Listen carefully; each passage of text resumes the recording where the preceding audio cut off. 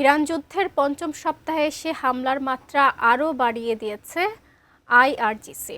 ইরানকে দমাতে স্থলবাহিনীর কথা ভাবছেন মার্কিন প্রেসিডেন্ট ডোনাল্ড ট্রাম্প। তবে হোয়াইট হাউসের পক্ষ থেকে ইরানের ভূখণ্ডে স্থল অভিযানের গুঞ্জনের মধ্যে মার্কিন সেনাকে কঠোর হুঁশিয়ারি দিয়েছে ইরান। বিস্তারিত জানাচ্ছেন তৌফিকুল আশিক। মধ্যপ্রাচ্য যুদ্ধে আকাশপথে হামলা পাল্টা হামলা চললেও এবার নজর পড়েছে স্থলের দিকে। সংযুক্ত আরব আমিরাতের দুবাইয়ে যুক্তরাষ্ট্রের 500-রও বেশি সেনার উপর হামলার দাবি করেছে ইরান।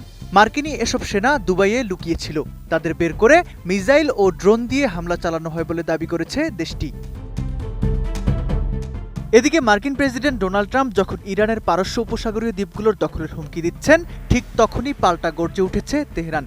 মার্কিন সেনারা যদি ইরানের কোনো দ্বীপে পা রাখার চেষ্টা করে তবে তাদের পরিণতি ভয়াবহ হবে হুঁশিয়ারি দিয়েছেন ইরানের খাতাম আল আনবিয়া সেন্ট্রাল কমান্ডের মুখপাত্র ইব্রাহিম জোলফাগারি। উন্নত মানের কাঁচামাল আরআইএল অ্যাঙ্গেল এন্ড চ্যানেল, এখন কাঠের দিন শেষ, আরআইএল এর বাংলাদেশ। জোলফাগারি হুঁশিয়ারি দিয়ে বলেন, ইরানে কোনো ধরনের স্থল অভিযান বা ভূখণ্ডে দখলের চেষ্টা করলে তারা পারস্য উপসাগরে হাঙরের খাদ্যে পরিণত হবে। ইরানি বাহিনী দীর্ঘকাল ধরে এমন একটি পরিস্থিতির জন্য অপেক্ষা করছে এবং জবাব দেওয়ার জন্য সম্পূর্ণ প্রস্তুত। টানা 30 দিনের বেশি সময় ধরে যুক্তরাষ্ট্র ও ইসরায়েল যৌথভাবে ইরানে হামলা চালিয়ে আসছে।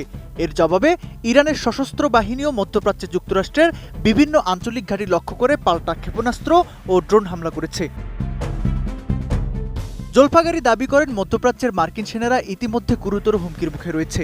ধ্বংসপ্রাপ্ত মার্কিন ঘাঁটিগুলো থেকে পালিয়ে সেনারা এখন প্রতিবেশী দেশগুলোর বেসামরিক ও অর্থনৈতিক কেন্দ্রে আশ্রয় নিয়েছে। তবে তারা সেখানেও নিরাপদ নয় বলে হুমকি দিয়েছেন এই কর্মকর্তা।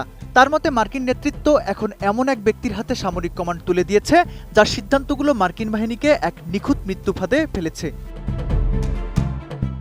একদিকে মার্কিন প্রেসিডেন্ট ডোনাল্ড ট্রাম্পের স্থল অভিযানের হুমকি, অন্যদিকে ইরানের কড়া জবাব।